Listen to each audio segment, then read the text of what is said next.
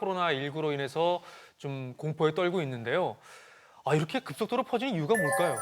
일단은 우리나라 그 인구 밀도도 상관이 있고 그리고 여러 가지 이제 문화적인 습관, 특성 이런 것 때문인데요.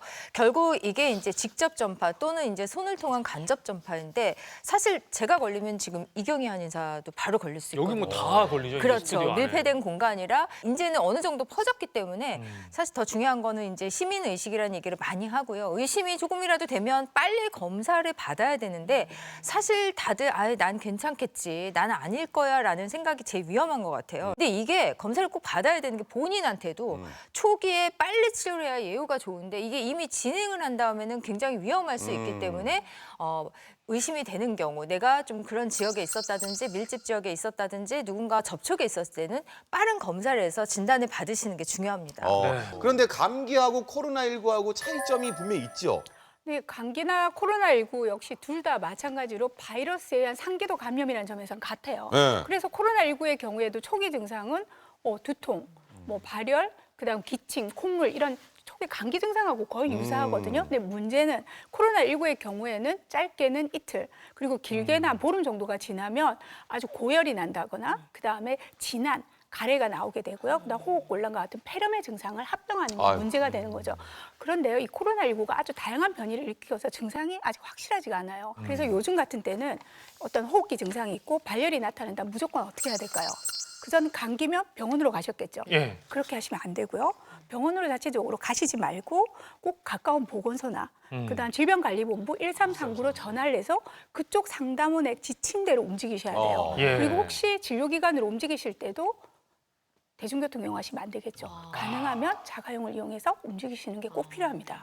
그러니까 이게 코로나19가 확산이 점점 더 커지면서 어떻게 대처를 해야 되는지 많이 듣긴 했지만 갈수록 더 어려워지는 것 같습니다. 어떻게 해야 될까요? 질병관리본부에서는 행사장이나 사람 많은 곳, 밀폐된 공간 이런 곳에 가급적 출입을 자제하기를 권하고 있고요. 또 여러분 잘 알고 계시겠지만 반드시 마스크 착용하셔야 됩니다. 코와 입을 꼼꼼히 가려주시고요. 그리고 기침, 재채기 예절 이거 반드시 아이들에게도 가르쳐 주셔야 될 것 같고요. 외출 후에는 반드시 비누로 1분 이상 손을 씻으셔야 되고요. 만약에 비누로 씻을 수 없는 상황이면 손 소독제를 사용해서 20초 이상 꼼꼼하게 문질러 주시기 바랍니다. 자, 이런 상황에서 우리가 면역력 관리만 좀 잘해도 만약에 코로나 바이러스가 들어와도 우리가 이겨낼 수 있잖아요. 네.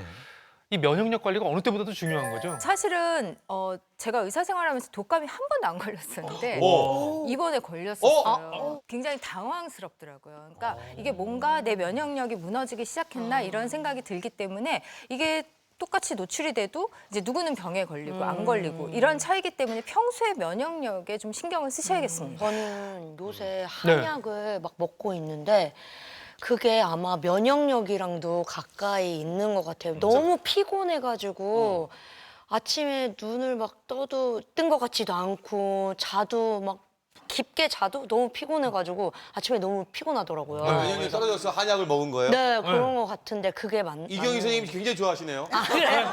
네, 일단 잘하고 있는 거는 필요하면 한약을 먹는다. 아주 잘하고 자, 근데 보통 이 피로에 대한 이 접근이 굉장히 중요한 것 같아요. 보통 어떻게 이해하시냐면 항상 환자분들한테 피로해요 물어보면 다 피곤하다고 하세요. 그런데 나는 본래 피곤하니까 이렇게 두시는데 이 피로라는 걸 잘 생각을 하셔야 되는 게 우리 몸은 생명 활동을 하다 보면 당연히 피로 물질이 생기고 당연히 피곤한 게 맞아요. 근데 일반적인 경우라면 수면을 취하고 이런 세포 조직들이 다 재생이 돼야 맞아요.